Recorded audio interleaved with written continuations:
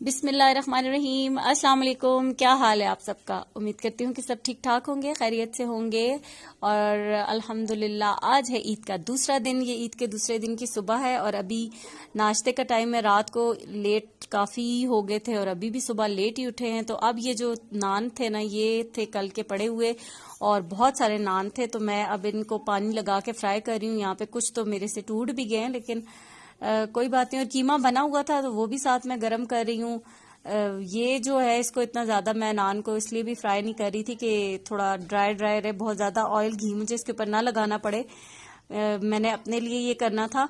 और साथ पराठे भी फ्रोज़न, मतलब बने हुए पराठे थे, वो भी काफ़ी सारे उस दिन लेकर आए थे तो बच गए थे, तो वो भी फ्रीजर में रखे हुए थे, वो भी मैंने साथ गर्म कर लिए थे। और फिर नाश्ता कर लिया। नाश्ते के बाद अभी जो है ना मैं बर्तन धोऊंगी, तो यहाँ पर जो बर्तन वगैरह हैं वो वॉश कर रही हूँ मैं। फिर उसके बाद रेडी होती हूँ। अस्सलाम वालेकुम। क्या हाल है आप सबका?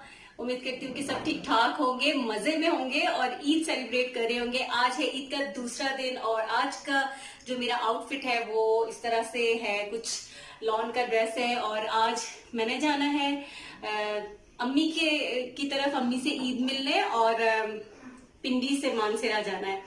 तो फिर एक्साइटमेंट होती है जाने की, बड़ी मीम्स बनी होती हैं। आज मैं एक देख रही थी कि किसी ने शेयर की हुई थी कि वो बाइक्स पे और गाड़ियों में लोग बच्चों को लेके तो जी ससुराल की तरफ, मुकद्दस मकाम की तरफ लोग जा रहे हैं। तो माँ बाप के बगैर तो ईद जो है ना वो नामुकम्मल होती है, उनको मिले बगैर। तो अम्मी की तरफ जाना है। अच्छा, उससे पहले अभी जो है ना, अभी मैं दोपहर का खाना बना रही हूँ क्योंकि अभी आना है हमारे घर मेहमान। तो पहले मैं इंतजार कर रही हूँ कि वो आए, फिर उसके बाद जो है ना हम निकलेंगे। तो फिर जो भी होगा, ईद सेकंड डे का व्लॉग मैंने अभी स्टार्ट किया है, तो जितना भी मुझसे हो सका मैं आपके साथ शेयर करूंगी। अभी मैं खाना बना रही हूँ, खाना तकरीबन बस मेरा तैयार हो गया है, हम सब भी रेडी हो गए। तो बस फिर अभी तो हमने तो नाश्ता काफी लेट किया है, लेकिन मैं मेहमानों के लिए मैंने अभी खाना बना लिया है। तो फिर बस अभी फिर चलते, थोड़ी देर में निकलना भी है। लेकिन तस्वीर खींच लें तो खड़ियां। और यहाँ पर बस अब आमना जो थी ना वो मेरी तस्वीरें वगैरह बना रही थी और हिला हिला के वीडियो को इतना हिलाती रहती है कैमरे को। यहाँ अब मैं खाने की तैयारी तकरीबन हो गई है मेरी। सलाद वगैरह सिंपल सा बनाया है। ये है हमारे चिकन कोफ्ते यहाँ पर बन रहे हैं और ये अभी बस आखिरी आखिरी उस पे है, तकरीबन तैयार होने वाले हैं। ये था कीमा और साथ में जो है रोटियां वगैरह, शीर खोरमा, चना चाट मैंने अभी फ्रेश बनाई थी, तो सब कुछ बन गया था। अब यहाँ पर आ गए हैं हमारे मेहमान और बस अभी सब मिलकर बैठते हैं, जरा गपशप लगाते हैं, बातें करते हैं।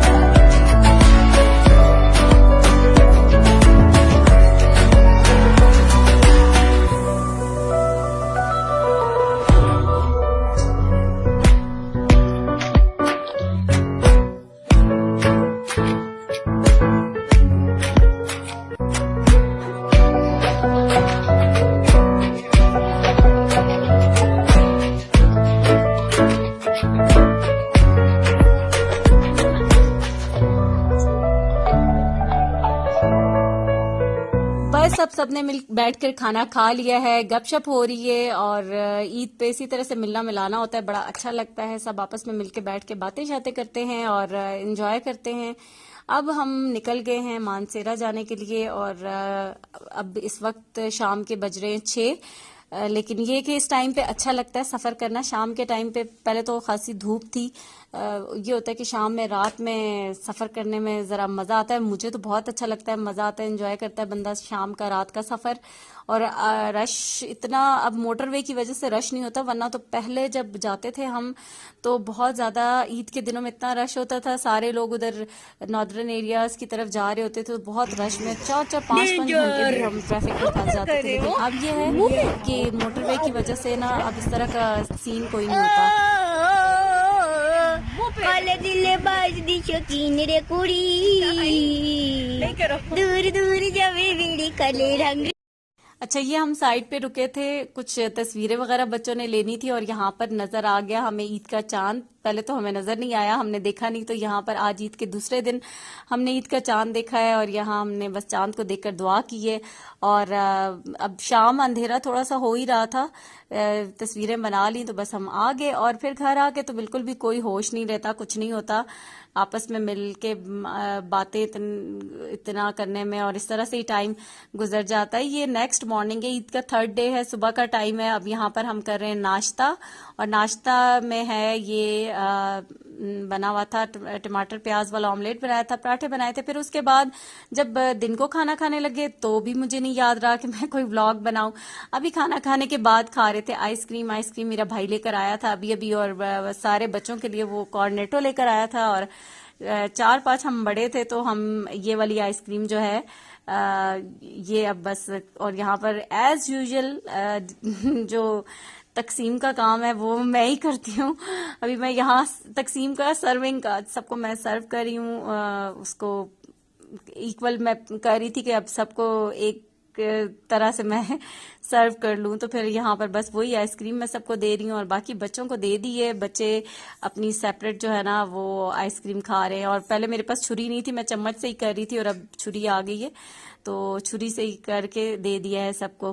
और ये देखेंगे सबसे छोटा है और इसको नहीं दी थी क्योंकि इसका गला खराब था, खांसी इसको लगी हुई थी, लेकिन उसकी कोशिश थी कि मैं भी लेके खाऊं सबसे आइसक्रीम। तो वो सबके पास, बच्चों के पास जा रहा था कि मुझे आइसक्रीम खिलाएं। तो यहाँ पर अब ये देखें वो उसको कितनी वो हो रहा है कि मैं भी आइसक्रीम को खा लूं।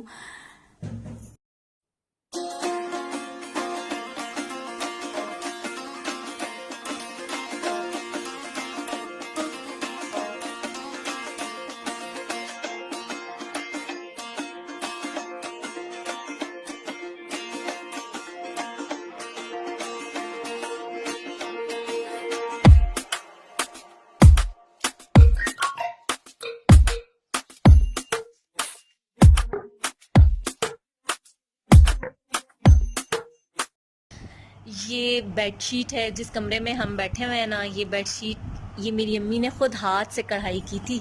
ये हाथ की कढ़ाई है, ये इतनी नफासत से, इतने अम्मी को बड़ा शौक था कढ़ाइयाँ हर चीज़ बनाने का, करने का, और ये इतनी सफाई से ये तो एक फूल मैं आपको दिखा रही हूँ, पूरी बेडशीट, इसके सरहाने, पता नहीं पूरा जैसे ख़वातीन बनाती थी ना सेट पूरे इस तरह से।